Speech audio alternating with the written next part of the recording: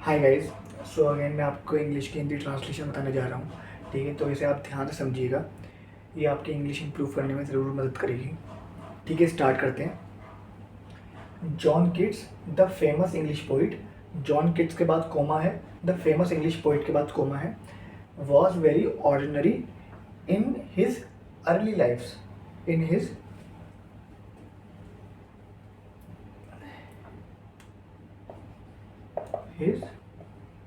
Early. Early मतलब पहले की, पहले।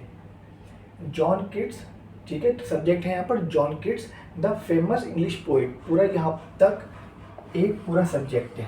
ठीक है, John Keats the famous English poet, ये पूरा सब्जेक्ट एक साथ आएगा। अंडरस्टूड? सिर्फ जॉन किट्स सब्जेक्ट नहीं है। प्रसिद्ध इंग्लिश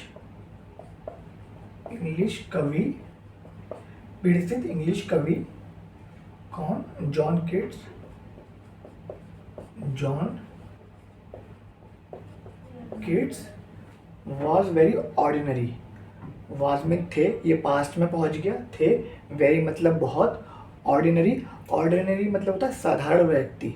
ठीक है, साधारण बिल्कुल। और एक्स्ट्रा ऑर्डिनरी वो बंदा होता है जिसमें कोई खूबी होती है। ठीक है, तो ऑर्डिनरी और एक्स्ट्रा ऑर्डिनरी में आप समझ गए डिफरेंस। तो ये वो मतलब बिल्कुल एक वॉज वेरी ऑर्डिनरी, बहुत साधारण व्यक्ति थे। इन हिज अर्ली ईयर्स, मतलब अपने पहले की ईयर्स में वो बहुत साधारण व्यक्ति थे। बहुत ज़्यादा, बहुत बहुत साधारण,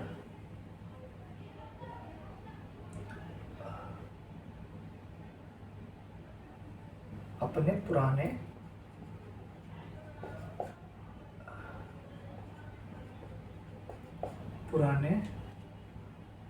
या पहले। अर्ली मतलब पहले। ठीक है, अपने पहले वर्षों में बहुत ऑर्डिनरी, साधारण, बहुत साधारण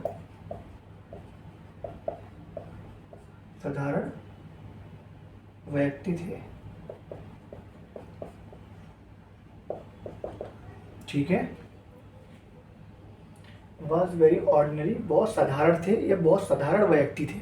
ठीक है, यहाँ पर ये भी आ सकता है कि बहुत साधारण थे, सिर्फ साधारण भी आ सकती है।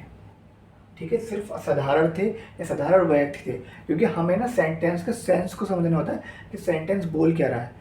ठीक है, उस सेंस के अनुसार ही हम लिखते हैं। ठीक है, हिंदी बनाते हैं या हिंदी को देख के या इंग्लिश बनाते हैं। ठीक है, Emerson was very dull. Emerson एक पर्सन का नाम है, इमर्सन एक व्यक्ति है। इमर्सन वॉज में था, वॉज था मीन्स ये पास्ट में पहुंच गया। वेरी वेरी मतलब बहुत, डल, डल मतलब बेवकूफ़। ठीक है, थे। इमर्सन बहुत, डल मतलब मूर्ख थे, ठीक है। डल का फूलिश भी आती है एक, मूर्ख का आता है एक आपका, डल का एक और होता है फूलिश। ठीक है, फूलिश मतलब फूल या फूलिश, दोनों मूर्ख ही आएगा। ठीक है, he could not solve even the easiest problem in mathematics. He could not, he मतलब इमर्सन, वह। ही कुड नॉट आता है नहीं कर सकता था। ठीक है, नहीं कर सकता था। कुड नॉट ये भी पास्ट में ही आता है आपका। कुड नॉट, कुड आपका पास्ट में आता है।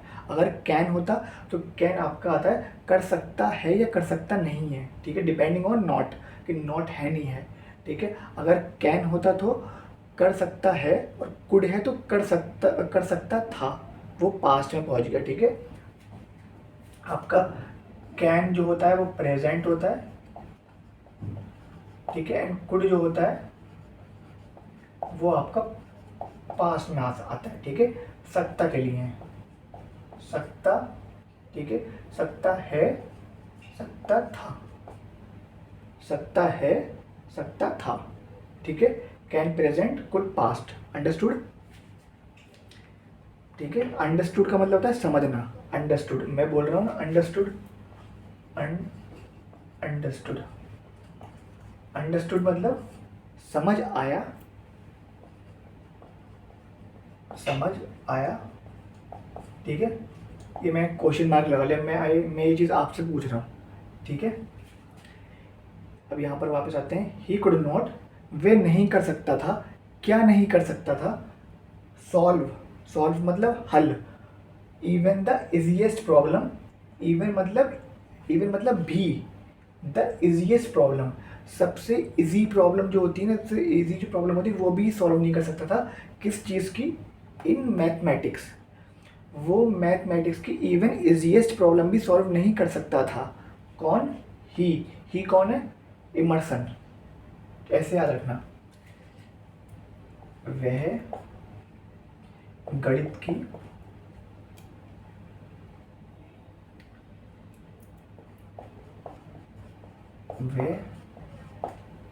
की छोटी से छोटी, इजीएस्ट, छोटी से छोटी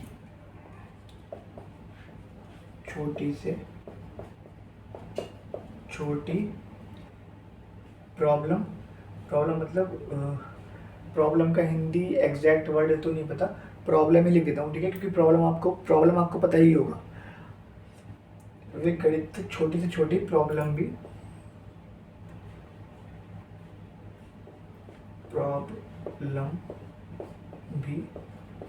हल नहीं कर सकता था, ठीक है, कर सकता था। कुड को प्रेजेंट कर दिया इसने, कर सकता था, ठीक है। प्रॉब्लम की जगह यहाँ परेशानी लिख देते हैं, परेशानी,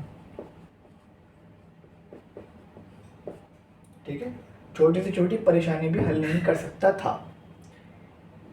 हिज टीचर्स, हिज मतलब उसके टीचर्स, हिज उसका टीचर्स मीन्स अध्यापक, उसके अध्यापक लॉस्ट, लॉस्ट मतलब खो देना, ठीक है। लॉस्ट आपकी सेकंड फॉर्म है, ठीक है। तो लॉस्ट याद रखना, लॉस्ट आती है खोना, ठीक है। तो हिज टीचर्स लॉस्ट मतलब खो दी थी ऑल होप्स, ऑल होप्स मतलब सारी उम्मीदें, ऑल मतलब सारी, होप्स मतलब उम्मीदें, इन हिम उसमें, उसके अध्यापक ने उसमें सारी उम्मीदें खो दी थी। उसके टीचर से एस लगाए, ठीक है। तो अध्यापकों, उसके अध्यापकों ने उसमें उससे उससे सारी उम्मीदें, ठीक है, लॉस्ट छोड़ दी थी, छोड़ दी थी, ठीक है।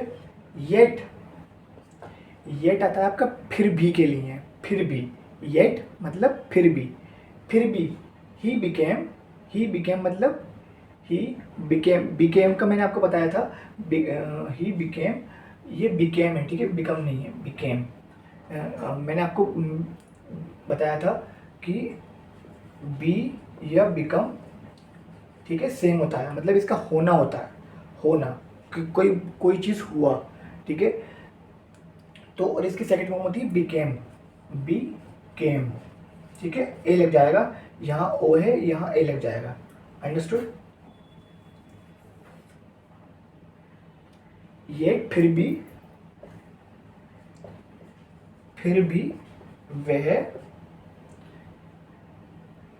वह बिकम बन गया वन ऑफ द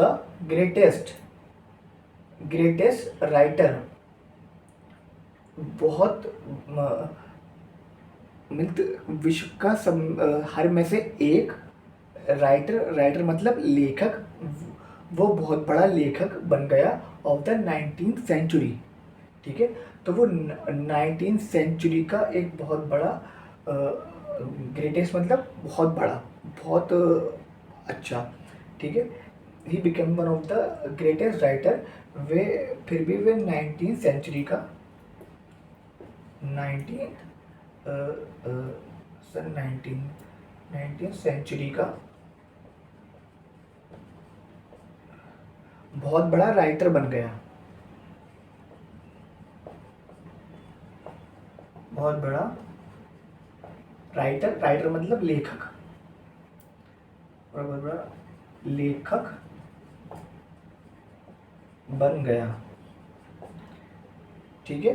फिर भी वे 19 सेंचुरी ये तो मैंने इंग्लिश में लिख दिया है, बट 19 सेंचुरी को आप इसे लिखते हो सन 1900, सन 19, ठीक है, सन 19 ऐसे, सन 19। फिर भी वे 19 सेंचुरी का बहुत बड़ा लेखक बन गया। अंडरस्टूड।